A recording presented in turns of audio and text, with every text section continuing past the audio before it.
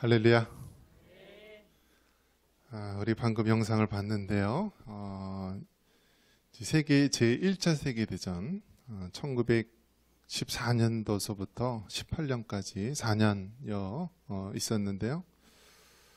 1차 세계대전 때 자그마치 사망자만 1,000만 명이라고 합니다. 1,000만 명. 그러니까 그 꽃다운 나이 젊은이들이요. 1,000만 명이 죽은 거예요. 1,000만 명. 우리나라 인구가 5천만 명이고 북한의 인구가 2,500만 명이라는데 1차 세계대전 때 1천만 명의 젊은이들이 사망한 사람은 1천만 명이라고 합니다. 그래 얼마나 많은 사람들이 죽었습니까? 그래서 1차 세계대전은 정말 참호전이었고 이 땅속에서 이렇게 피비린내 나는 그러한 전쟁을 했었는데요. 방금 영상을 본 것은 실제로 1914년도서부터 이제 18년 그 전쟁사에 있었던 건데요. 1918년 12월 24일 이 성탄절 이브 때죠. 이브 때 독일군하고 그 당시 이제 영국군이 대치해서 전쟁을 하고 있었는데 독일군 진영에서 우리가 잘 아는 고요한 밤, 거룩한 밤 찬양이 흘러나오게 됩니다. 그래서 이 찬양이 흘러나오면서 이제 영국군 진영에서도 이제 다 아는 성탄절 캐롤이기 때문에 이제 따라 부르게 됩니다. 그러면서 그 다음날 성탄절에는요, 그들이 그 전쟁의 비참한 상황 가운데서 이렇게 나와가지고요, 그들이 그 하루 동안 이 총칼을 대치하지 않고 또 이렇게 서로 화목하게 시간을 보내고 또 같이 축구도 하고 또 음식도 나누고 했다는 이야기가 나옵니다. 자, 여러분 얼마나 대단한 이야기입니까? 사망자만 1천만 명이 나오는 이 1차 세계대전 때 밤하늘 들려오는 이 크리스마스 캐롤 이 한 곡이 그들의 마음을 움직이게 하고요. 그 다음 성탄절 때는 정말 그들이 이 전쟁의 한가운데서 그렇게 평화롭게 보낼 수 있다라고 하는 것은 놀라운 하나님의 은혜와 능력임을 고백합니다. 그래서 우리가 오늘도 고요한 밤 거룩한 밤 이 찬양을 불렀죠. 109장. 이 찬양은 1818년에 만들어진 곡입니다. 이제 오늘날 이제 오스트리아, 독일 접경에 있는 오스트리아 그쪽에서 요제프 모어라고 하는 이 젊은 목사님과 또 그 이웃말의 친구이자 또 마을의 교사였던 프란츠 그루버라고 하는 분이 이제 곡을 써서 만든 곡입니다.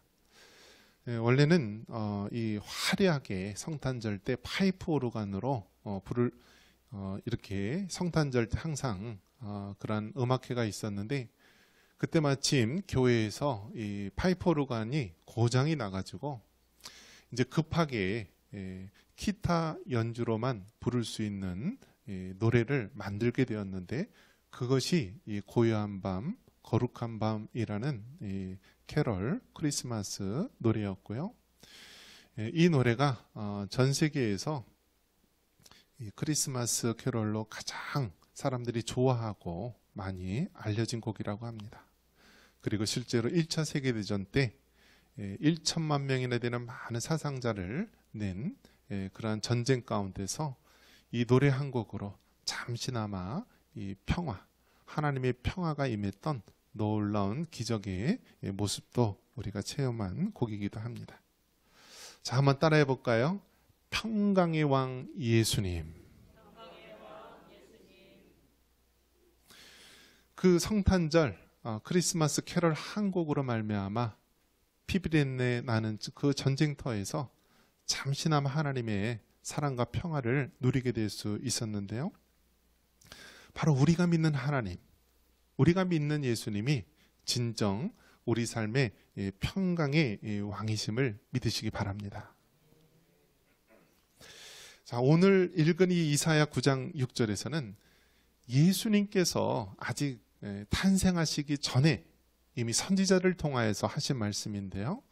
그 묘사가 얼마나 우리의 구원주 예수님 오실 것을 잘 그려내고 있는지 모릅니다. 우리 6절 말씀 다시 한번 읽어볼까요? 6절입니다. 이는 한 아기가 우리에게 낳고 한 아들을 우리에게 주신 바 되었는데 그의 어깨에는 정사를 메었고 그의 이름은 기묘자라 모사라 전능하신 하나님이라 영존하시는 아버지라 평강의 왕이라 할 것임이라. 아멘.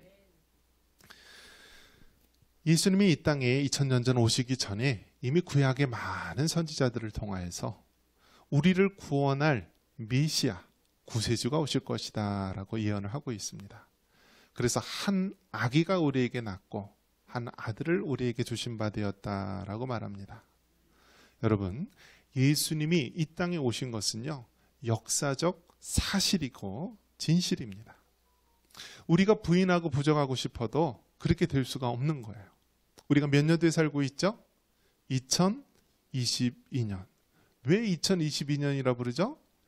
예수님의 탄생한 기점을 우리가 기준으로 해서 그렇게 정한 것입니다. 그래서 예수님이 탄생하시기 전을 우리가 BC, Before Christ, 그리스도가 오시기 전, 또 예수님이 탄생한 이후 우리가 AD라고 하죠. 아노 도미니, 이것은 주님의 해. 그래서 역사의 기준이 누구냐면은 바로 예수님의 탄생한 기점을 통하여서 우리가 그렇게 부르는 거예요. 이 예수님은 처녀의 몸에서 잉태되어서 한 아기로 우리에게 성탄절날 탄생을 하게 되는 것입니다. 예수님이 태어나신 곳이 어디냐면 유대 베들레헴입니다. 유대 베들레헴, 이스라엘의 12지파 가운데서 하나님께서는 유다 지파를 택하셨고요. 유다 지파 중에서도 베들레헴이라고 하는 그 작은 마을이 있었는데요. 이 마을에서 우리를 구원할 메시아가 탄생할 것이다 라고 예언을 하고 있는 것입니다. 그리고 그 예언의 성취가 실제로 2000년 전에 이 땅 가운데 이루어졌습니다. 그래서 미가서 5장 2절에 보면은 베들레헴 에브라다야, 너는 유다 족속 중에 작을지라도 이스라엘을 다스릴 자가 네게로 나올 것이라. 그의 근본은 상고의 영원에 있느니라. 여러분, 이 세상에 우리가 누구를 만나느냐가 가장 중요합니다. 우리 배우자 보고 배우자를 만남으로 인하여서 우리 인생이 어떻게 되죠? 확 바뀌는 것입니다. 우리 제2의 인생이 바뀌는 것입니다. 자, 이 땅의 삶에서도 우리가 어떠한 배우자를 만나느냐, 또 어떠한 사람을 만나느냐에 따라서 우리의 인생이 달라지는데요. 우리가 예수님을 만나는 것은 이 땅의 삶뿐만이 아니라 영원한 우리의 삶이 바뀌는 줄 믿으시기 바랍니다. 그래서 유다 베들레헴, 그 자그마한 마을에서 구약의 많은 선지자들을 통해서 예언하신 그 예수님, 초림의 예수님, 우리 구원의 예수님, 이 성탄절날 꼭 만날 수 있는 여러분 되시기를 주님의 이름으로 축원합니다. 그 예수님은 어떤 예수님입니까? 십자가에서 우리 죄를 위해서 죽으신 예수님입니다. 우리 6절 다시 한번 읽어볼까요? 6절입니다.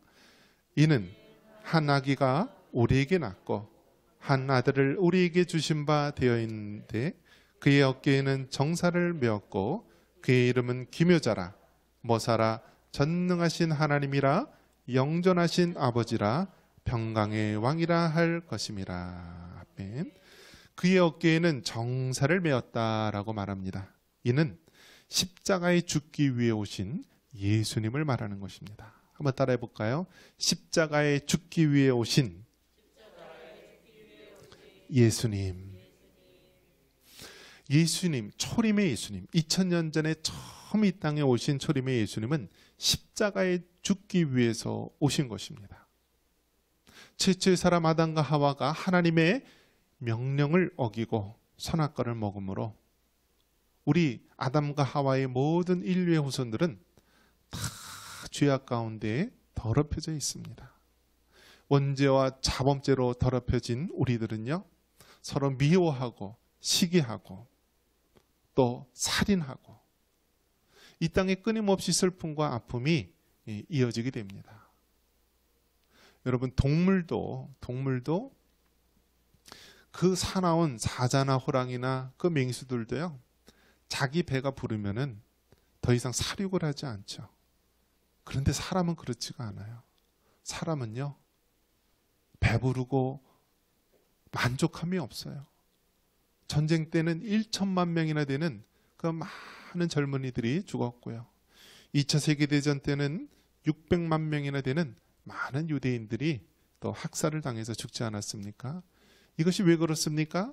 인간의 죄 때문에 그런 것입니다. 인간의 죄는 이토록 우리를 파멸에 이르게 하고요, 살인과 공포와 두려움, 끝없는 괴로움 속으로, 나락 속으로 우리를 끌어내리는 것입니다. 이러한 인간의 죄 문제를 해결하시기 위해서 하나님이신 예수님께서 친히 인간의 몸을 입으시고 성육신하신 것입니다. 우리들에게 오신 것입니다. 그것이 바로 성탄절, 거룩한 탄생의 날, 바로 2000여 년 이 땅에 유다 베들레헴에 오신 그 십자가 사건을 치시기 위해 오신 성탄의 날인 것입니다. 그래서 여러분, 초림의 예수님은 십자가에 죽기 위해서 우리에게 오셨습니다. 하지만 마지막 때에 재림의 예수님은 그 어린아이와 같은 모습으로 또 십자가에 죽기 위해서 오시는 것이 아니라 진리로 세상을 심판하기 위해서 오신 예수님임을 믿으시기 바랍니다. 그래서 여러분, 우리가 예수님에 대해서 우리가 균형 있는 시각을 가져야 돼요. 예수님은 힘이 없으시다, 예수님은 어린아이다, 예수님은 나약하다, 십자가에 죽으셨다, 이것으로 끝나는 것이 아니라 그 예수님께서 3일 만에 죽음을 이기시고 부활의 영광으로 섰음을 믿으시기 바랍니다. 그 예수님께서 세상 마지막 때에 진리로 영광의 모습으로 우리에게 다시 나타날 것을 믿으시기 바랍니다. 이 예수님의 별명이 있어요. 이 예수님의 별명이 있는데 이 예수님의 별명이 우리가 여러 가지로 나타나 있습니다. 기묘자, 모사, 전능하신 하나님, 영존하신 아버지, 평강의 왕이라는 말로 나와 있습니다. 자, 한번 같이 한번 읽어볼까요? 자, 6절 다시 한번 읽습니다. 이는 한 아기가 우리에게 낳고 한 아들을 우리에게 주신 바 되었는데 그의 어깨는 정사를 메었고 그의 이름은 기묘자라, 모사라, 전능하신 하나님이라, 영존하시는 아버지라, 평강의 왕이라 할 것임이라. 아멘. 예수님에 대해서 이렇게 성경이 말하고 있는데요, 예수님에 대해서 우리 한글 성경으로는 이제 5가지로 나오고요, 또 영어 성경 보면은 또 4가지로 이제 붙여서 나오기도 하는데요. 먼저 나온 것이 무엇이냐면 기묘자다라는 말이 나옵니다. 한번 따라해 볼까요? 기묘자. 기묘자는 이 원더풀, 놀라운, 아름다운 이런 뜻입니다. 그래서 기묘하다, 아주 능력이 많고 놀라우신 분이다라는 뜻입니다. 이것은 놀라운 전능자 하나님을 이야기하는 것입니다. 그리고 이제 모사가 나옵니다. 모사. 이제 우리가 잘 쓰지 않는 말이기도 하지만 이 모사가 영어로 보면은 이 카운셀러라는 말입니다. 즉 상담자. 어떤 문제를 같이 이야기해서 해결해주고 또 가르치기도 하고 의논하는 대상자. 이 카운셀러라는 것입니다. 그래서 이 영어 성경에 보면은 이것을 이제 기묘자, 모사를 이제 하나로 해서 원더풀 카운셀러, 놀라운 우리 상담자가 되신다라고 말합니다. 여러분, 나이가 들어서야 가장 두려운 것 3가지가 있다라고 합니다. 두려운 것 3가지. 첫 번째는 건강이 가장 두려웠고요. 두 번째는 이 재정, 돈이라고 합니다. 그리고 세 번째가 무엇일까요? 세 번째, 건강이 두렵고 또 돈이 두렵고 세 번째 가장 고민이 되는 게 외로움이라고 합니다. 외로움. 그래서 노인분들이 외로우면요, 그것을 극복하지 못하고 우울증에 걸려서 또 비참한 또 선택을 할 때가 있습니다. 그런데 우리 하나님, 우리 예수님이 어떤 분이라고요? 원더풀 카운셀러, 놀라운 우리의 상담자가 되셔서요, 우리의 고민과 아픔과 괴로움에 대해서 우리의 이야기를 들어주고 또 우리에게 말씀해 주시는 분이시다라는 것입니다. 그런 면에서 여러분, 정말 우리가 한 영혼을 사랑한다면 그 영혼에게 우리의 원더풀 카운셀러, 놀라운 상담자가 되시는 우리 예수님을 전해 주실 수 있기를 바랍니다. 우리 예수님의 또 다른 별명이 있습니다. 영존하시는 아버지입니다. 한번 따라해 볼까요? 영존하시는 아버지. 이 말은 everlasting father 해가지고 영존하신다, 영원토록 계신다라는 의미입니다. 근데 이 말씀을 가지고 어떤 분이 오해를 합니다. 그래서 이 말씀을 가지고 어떤 분은 예수님 아버지, 예수님 아버지, 예수님 아버지하고 돌아다닙니다. 그렇게 되면 어떤 오류에 빠지냐면요, 삼위일체 하나님에 대한 우리의 신앙이 흔들리게 되는 것입니다. 여러분, 형제가 여럿이 있는데요, 이 큰형, 예전에는 부모님께서 자녀를 3명, 5명, 어떤 경우에는 한 타스, 몇 명이죠? 12명도 낳고 막 그랬잖아요. 예전에 우리 위대하신 부모님들은. 자, 그러면 큰 형이 어떻게 보이죠? 아버지처럼 여겨지잖아요. 큰 누님이 어머니처럼 그렇게 동생들을 키우잖아요.